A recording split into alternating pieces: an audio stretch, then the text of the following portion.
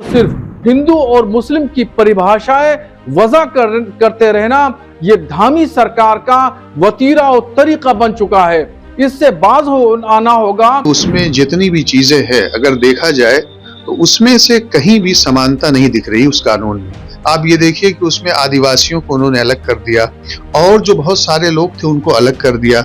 लोगों ने अपने अपनी मनमर्जी से एक विशेष कानून बना करके उन अधिकारों का हनन किया। एक जो निचले तबके को जो परेशानी हुई और उनके साथ में जुल्म ज्यादतियां हुई वो अब एक समानता की धारा में आएंगे।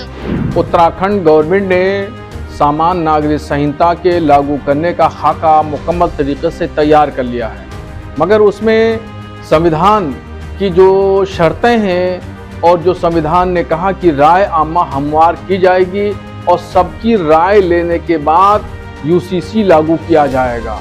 इस पर जो रंजना कमेटी बनाई गई, हाई कोर्ट की रिटायर्ड जज मोहतरमा की निगरानी में ये कमेटी बनी, तो उन्होंने बाज़ाब्ता तौर पर ये ऐलान तो किया कि हम इस तरीके से प्रक्रिया अपना रहे हैं, मगर उन्होंने जितने भी तबकात यानी समुदाय समाज के लोग, मजहब के मानने वाले मुसलमान, सिख, बुद्धिस्ट, जैनी, शेड्यूल कबाइल, ट्राइब्स, इन लोगों से राय मशवरा उन्होंने नहीं लिया और ये यूसीसी यकतरफा लागू किया जा रहा है और इससे कोई विकास होने वाला नहीं है, बल्कि ये समाज को जोड़ने के बजाय समाज को तोड़ने वाला ये यूसीसी बिल है।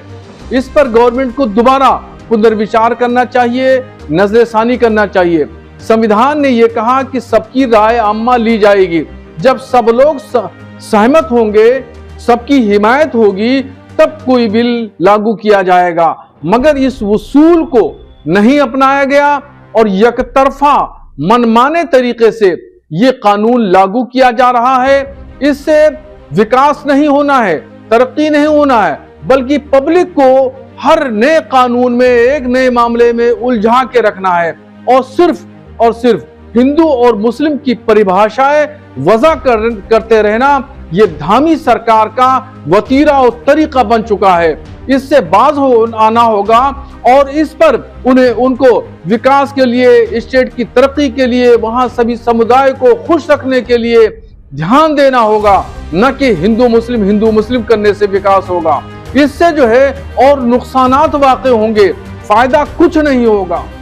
देखिए, उत्तराखंड सरकार ने जो कॉमन सिविल कोड बिल को मंजूरी दे दी है और ये अब लागू हो जाएगा उत्तराखंड में, तो इसके लिए उत्तराखंड सरकार का बहुत बहुत आभार है, बधाई है।